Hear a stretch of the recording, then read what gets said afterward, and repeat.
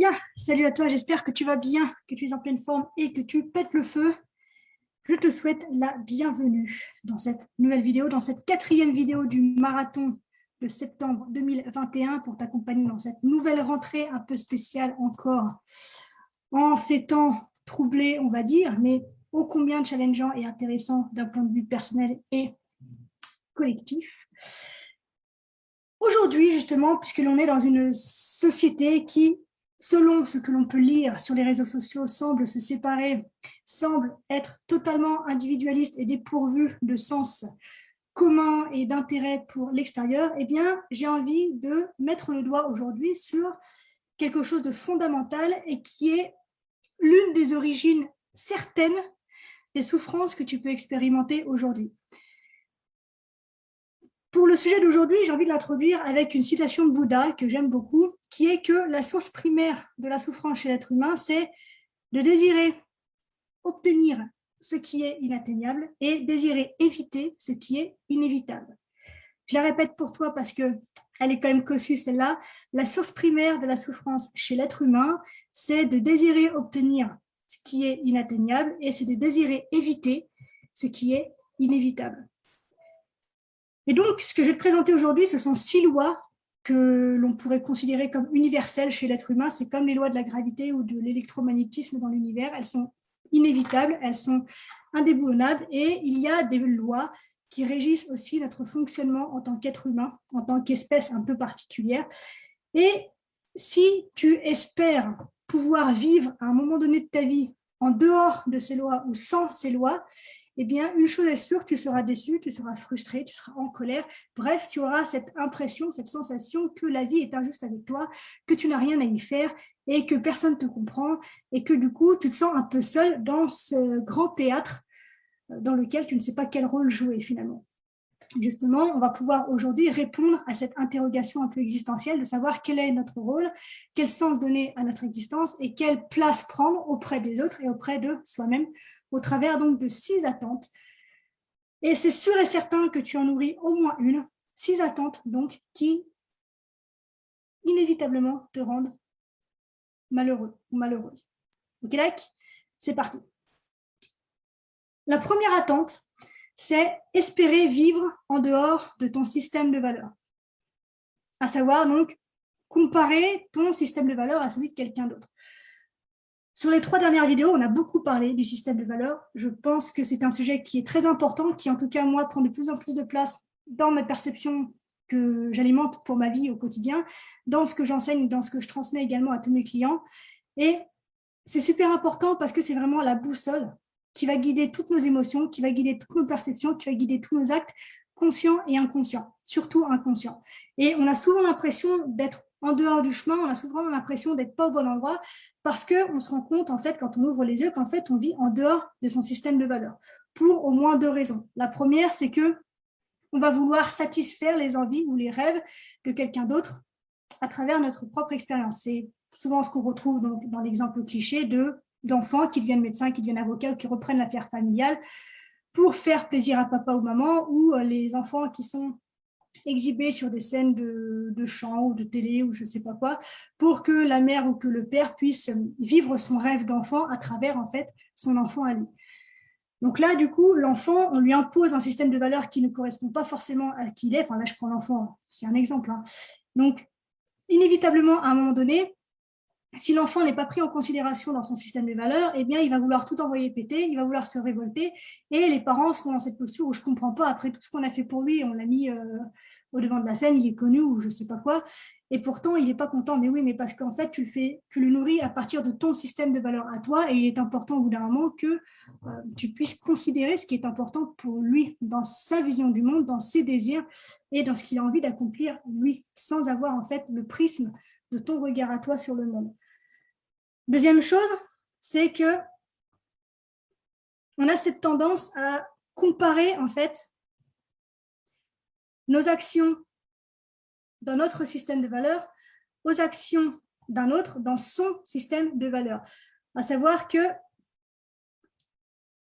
dès qu'on compare en fait, dès qu'on se compare à quelqu'un d'autre qui a un système de valeurs différent du nôtre et qu'on a l'attente, qu'on a l'espoir, qu'on a l'illusion d'être aussi performant, d'être aussi focus, d'être aussi passionné, d'être aussi attentionné, intentionné sur cette valeur spécifique-là que cette personne, dans son système de valeurs plutôt que dans le sien, eh bien, on sera toujours déçu. Je te donne un exemple parce que la phrase était longue.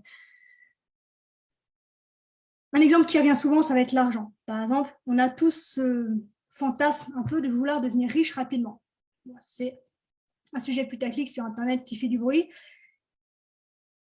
Il y a ceux qui y arrivent effectivement rapidement et il y a ceux qui essaient mais qui ramassent.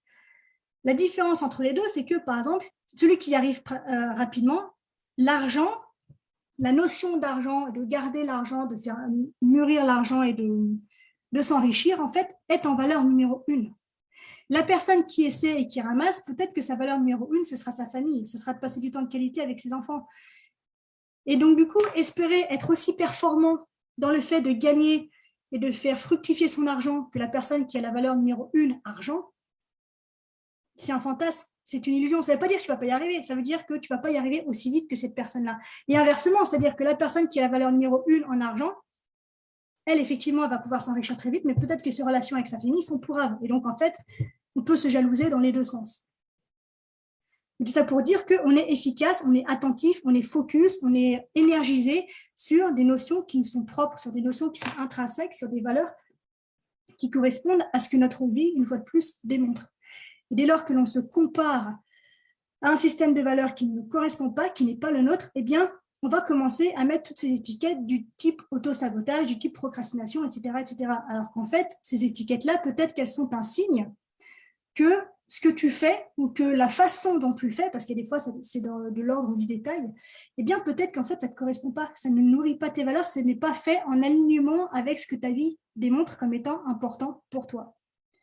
Donc, il est vraiment super important, donc, dans un premier temps, de comprendre qu'on reste qui que nous sommes toujours, toujours, toujours, toujours fidèle à son système de valeurs. Toujours. Et ça peut aller très loin parce que dès lors que l'on est dans le déni, par exemple, que l'on fait quelque chose qui ne correspond pas à notre système de valeurs, on est capable de se rendre malade. Je ne sais pas, un projet, par exemple, professionnel que tu ne veux pas lâcher mais qui ne te correspond pas, et donc tu vas être obligé de le lâcher parce que d'un seul coup, tu vas te blesser, parce que tu vas être malade, parce que tu vas avoir un accident qui va t'obliger à lâcher ce projet. Donc, d'une façon ou d'une autre, et c'est pour ça que j'évoquais la notion d'inconscient tout à l'heure, d'une façon ou d'une autre, que tu le maîtrises ou non, toujours tu reviendras dans ton système de valeurs. Et tant que tu ignores ce qu'il est et la façon dont il apprécie d'être nourri, tu vivras de la déception, de la souffrance, de la résistance, etc. Deuxième attente, c'est espérer qu'un autre être humain vive en dehors de ses valeurs. C'est donc espérer pouvoir changer l'autre, c'est espérer que la personne voit le monde comme nous et réagisse au monde de la même façon que nous. Et souvent, dès lors que la personne en face fait quelque chose d'inattendu ou qui ne correspond pas justement à nos attentes, eh bien, on va dire qu'il nous trahit, on va dire qu'il ne nous soutient pas, on va dire qu'il ne nous aime pas. On revient à ce qu'on disait en fait dans le dernier live. Alors qu'en fait, ce n'est pas une personne qui te trahit, qui est déloyale ou qui te ment ou que sais-je. C'est simplement une personne qui agit en fonction de ce qu'il perçoit comme étant plus avantageux que désavantageux pour lui dans son système de valeurs. Et il ne s'agit pas ici d'égoïsme, il ne s'agit pas de dire oui, mais il pourrait s'ouvrir un peu à ce que je veux. Alors déjà, j'ai envie de te dire, t'as qu'à faire de même. Et deuxièmement, non, en fait. On est tous animés par des choses qui sont différentes, par des choses qui sont intrinsèques, par des choses qu'on ne maîtrise presque même pas, en fait. Et il est normal, dans le cadre reptilien et basique, archaïque de notre survie, que l'on soit aligné avec ce qui est important pour nous et ce qui nous maintient en vie, en fait, dans un état psychologique et physique qui est sain et qui est positif. Donc, eux, comme nous, sont fidèles à leur système de valeurs. Et au-delà de ça, on est vraiment, je le dis souvent en ce moment, on est dans une société qui est très moralisatrice, donc qui est très axée sur l'honnêteté, sur l'altruisme, sur la loyauté, sur la générosité, sur l'ouverture, sur le fait d'être illuminé, sur le fait d'être éveillé, sur le fait d'être, que sais-je, tout ce qui est prétendument positif et tourné vers la lumière, alors que la seule loyauté dont nous sommes véritablement capables de façon durable, de façon inévitable et de façon totalement loyale, eh bien, c'est justement celle qui est relative à notre système de valeurs. Et ça, c'est vraiment super important qu'on l'intègre parce que justement, dans toute cette mode de la victimisation, des relations toxiques et du mal que l'on peut se faire entre êtres humains, et je ne nie pas que c'est possible, je dis juste que médiatiquement, c'est quand même super intéressant, et j'en fais partie, j'en parle sans arrêt. Mais je crois qu'il est peut-être temps que l'on puisse prendre du recul sur tout ça et se rendre compte que finalement, ce que l'on perçoit comme étant des actes faits à notre rencontre sont en fait des actes faits pour leur propre pomme. En fait, ce que les autres font prétendument à ton égard, ça ne te concerne pas. Ce que les autres font, c'est la vie des autres, dans les deux sens, AVIS ou A plus loin VIE. Donc, comme on est chacun dans notre système de valeurs, comme on est chacun finalement axé sur notre nombril, du moins de ce point de vue-là, cessons de poser des étiquettes partout de trahison, de mensonge, de douleur, de mesquinerie, de manipulation ou que sais-je, pour comprendre, il ne s'agit pas ici de nier la douleur ou de nier des faits qui sont violents, etc., mais pour comprendre que les actes ne sont pas tournés vers nous. Égoïstement, on pense qu'en fait, on est l'univers de l'autre, mais qu'en fait, la personne agit en fonction de besoins et de valeurs qui sont importants pour elle. Alors, de manière parfois totalement perçue, en tout cas, comme étant déviant, évidemment, mais ça n'empêche que les actes sont posés avant tout et en grande partie, au moins 80% de l'acte est posé d'abord pour soi. Et c'est super important donc de laisser cette responsabilité à l'autre et de prendre les nôtres aussi. C'est-à-dire que le nombre de fois où on entend des personnes qui se considèrent comme généreuses dire « voilà, après tout ce que j'ai fait pour elle, elle pourrait bien faire ça, etc. etc. » Elle se sent victime en fait de l'ingratitude de l'autre, alors que la première personne que ça sauve d'être généreux ou à qui ça fait plaisir, ça reste quand même elle-même. Donc, de la même manière que les gens qui prétendent vouloir être que heureux sont les gens les plus malheureux parce qu'ils sont toujours insatisfaits. Ils vont chercher cette espèce de perfection supplémentaire dans le fait d'être heureux et finalement, ils sont toujours en train de regarder les endroits où ils ne le sont pas pour pouvoir atteindre cette perfection unilatérale. Donc, tout ça pour dire qu'on a chacun notre système de valeurs et que, on le veuille ou non, on est aligné avec ce système de valeurs et pas un autre. Et c'est valable pour soi et c'est valable pour les autres. Donc, ayons cette ouverture d'esprit, d'entendre, de comprendre que l'autre vit en fonction de ce qui est important pour lui et qu'il n'y a rien d'égoïste là-dedans, simplement un comportement animal d'une part et humain, conscient, au sens large du terme, d'autre part. La troisième attente qui bousille ton quotidien, c'est d'espérer n'être confronté qu'à des circonstances uniquement alignées avec tes valeurs. À savoir qu'il faudrait que la vie soit toujours aidante, soutenante. Et dès lors qu'on vit une action, que justement l'autre en face pose une action, un acte, un mot, un geste que l'on considère comme déviant en fonction de nos lois internes à nous, eh bien, on va commencer à dire que les circonstances, la vie ou l'autre est injuste, que la vie est frustrante, que la vie ou l'autre, les circonstances ne nous soutiennent pas, etc. Alors que le but d'un être humain, d'un animal déjà de base, d'un être vivant quel qu'il soit, mais qui plus est d'un être humain, c'est de grandir, c'est de croître.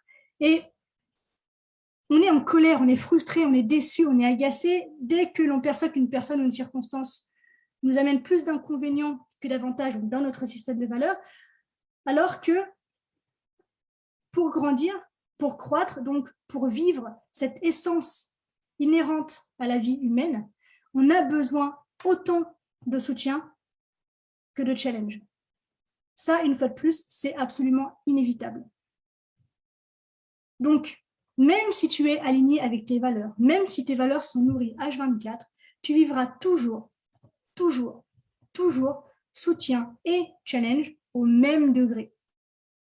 Et lorsque c'est une personne de ton entourage, par exemple, qui t'oppose un challenge, tu pourras te rendre compte, si tu ouvres un peu des perceptions, qu'au même moment, il y a une personne qui te soutient à la même intensité que la première personne te challenge. Et ça, c'est partout tout le temps. Donc, le fait d'attendre plus de soutien ou davantage de la part des circonstances extérieures et de la vie, c'est une illusion qui, une fois de plus, déçoit, qui donne et crée une relation à la vie qui est malsaine en fait, qui est mauvaise, qui est négative et qui est néfaste et qui rend malade et qui fait que petit à petit, on va se couper, on va se séparer justement du monde dont pourtant nous faisons intégralement partie. La quatrième attente, ça va être d'espérer être unipolarité, c'est-à-dire d'être qu'une seule face de la pièce. Donc on reprend ce côté moralisateur de la société et c'est donc espérer n'être que gentil, n'être que heureux, n'être que honnête, n'être que bienveillant, n'être que altruiste, n'être que généreux, n'être que performant, n'être que puissant, n'être que dans le succès, etc., etc.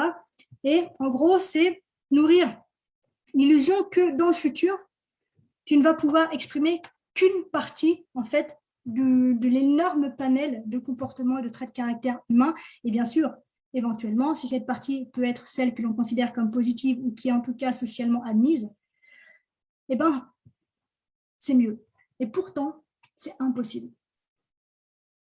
Dans le futur, inévitablement, tu seras les deux.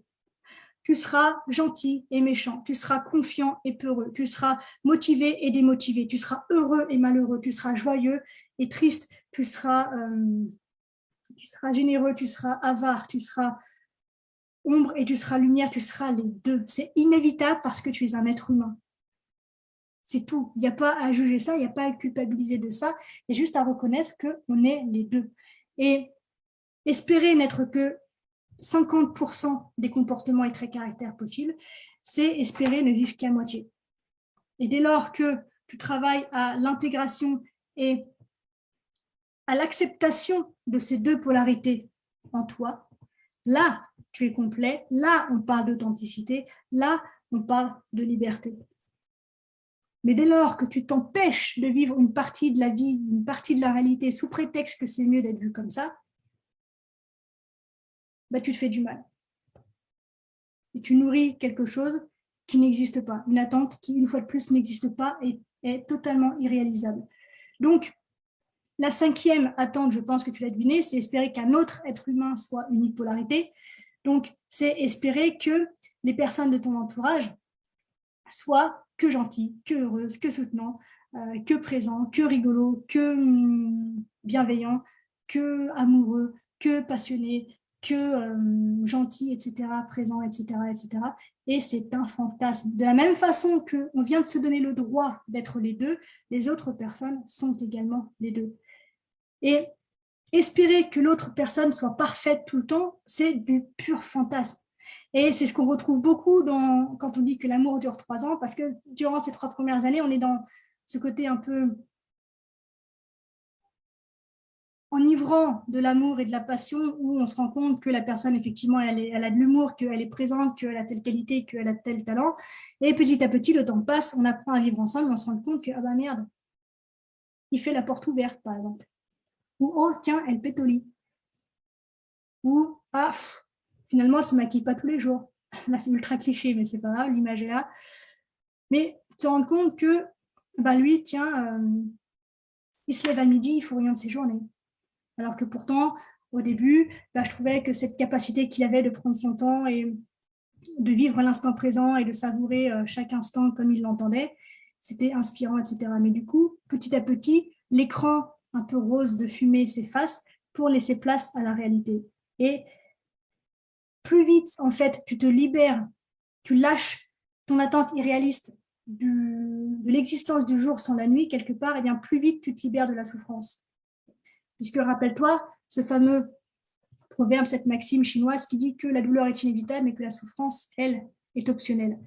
Et c'est dans ces moments-là que tu as le choix, en fait, d'exprimer, de vivre de la souffrance ou non. La douleur, comme je viens de le dire, elle est inévitable. La vie va venir te challenger et ça fait partie de ce dont tu as besoin de façon nécessaire pour grandir, avancer, croître et t'épanouir dans ton existence. La souffrance, elle, est donc optionnelle et la souffrance, tu peux la considérer comme étant la douleur en fait à laquelle non seulement tu ne donnes pas de sens, mais en plus, tu y ajoutes de la résistance. Donc, le sens, c'est celui qui nourrit tes valeurs. Et la résistance appelle au lâcher-prise, à l'acceptation, au détachement. Donc, finalement, ce qui t'éloigne de ce que tu veux dans la vie, de ce que tu veux accomplir, de ce que tu veux être, de ce que tu veux faire, de ce que tu veux avoir, ce n'est pas l'inconfort en lui-même, mais c'est ta résistance, tes perceptions, les pensées que tu nourris à l'égard de cet inconfort. Donc, chacun est humain, chacun exprime les deux facettes de la pièce, les deux facettes d'un trait de caractère. C'est très bien, c'est parfait. Donc, arrêtons de nous braquer pour que les autres changent et acceptons que nous sommes tous humains et qu'on a des jours avec, qu'on a des jours sans et qu'on est parfait comme ça. Que c'est comme ça qu'on grandit, que c'est comme ça qu'on apprend, que c'est comme ça qu'on avance, c'est comme ça qu'on consolide. Et enfin, dernière attente irréaliste qui te rend absolument et certainement inévitablement malheureux ou malheureuse, c'est d'espérer justement que la vie ne soit que unipolarité. C'est-à-dire que les circonstances extérieures ne t'amènent que du plaisir, que du soutien, que de la joie, que ce côté sucré et chamallow de la vie que l'on espère tous vivre. En fait, c'est espérer qu'il n'y ait qu'une voie dans la vie et qui n'apporte que de ce qui est perçu comme étant positif. Et ça, c'est pas possible. Comme je te l'ai dit tout à l'heure, tu as besoin autant de challenge que de soutien, de joie que de tristesse pour pouvoir grandir, avancer et t'épanouir. Donc, une fois encore, c'est une attente qui déçoit, c'est une attente qui frustre, c'est une attente qui peut mener à la dépression et qui peut mener à la destruction. Donc, plus tes attentes sont polarité, plus tes oscillations émotionnelles et ta souffrance est grande. Et donc, finalement, plus tu as des attentes d'un côté, plus les conséquences à l'opposé vont être immenses. Donc, je t'invite aujourd'hui à te poser 2 minutes, à reprendre une par une ces 6 attentes que je vais te répéter maintenant parce que c'était long, donc comme ça, tu auras la liste en une fois. Première, c'est espérer vivre en dehors de ton système de valeurs. La seconde, c'est d'espérer qu'une autre personne vive en dehors de son système de valeurs. La troisième, c'est d'espérer n'être confronté qu'à des circonstances qui sont alignées avec tes valeurs. La quatrième, c'est espérer que tu ne sois qu'une partie de la vie et donc que tu sois unipolarité. La cinquième, c'est d'espérer qu'un autre être humain de ton entourage soit unipolarité. Et la sixième, c'est d'espérer que la vie soit unipolarité. Tout ça nourrit des fantasmes, tout ça nourrit un désir de plaisir absolu qui inévitablement crée un fossé et un désespoir au même degré en fait que tes attentes sont hautes. Donc, aujourd'hui, je t'invite à prendre du recul et à identifier quelle est l'attente la plus présente chez toi, à te rendre compte qu'elles sont toutes plus ou moins là à certains moments de ta vie et à reprendre les choses qui t'appartiennent, à laisser ce qui ne t'appartient pas et à grandir, avancer à partir de là désormais. Et je t'invite, entre parenthèses, à prendre connaissance de ton système de valeurs. Voilà pour aujourd'hui. C'était assez dense, mais c'est super important. C'est une notion que j'ai vraiment été très heureuse de découvrir parce que, pour être honnête avec toi, j'avais les 6, n'est-ce pas? Donc, j'ai pris le temps de travailler sur chacune d'elles. Et chaque jour, en fait, dans des petits moments du quotidien, eh bien, je me rends compte que il y en a une qui se pointe encore un petit peu et qui me permet d'avancer un peu plus, de m'accepter un peu plus, de m'aimer un peu plus et de progresser, non seulement en tant que femme dans mon quotidien, mais en tant que coach et accompagnatrice, donc avec toi tous les jours.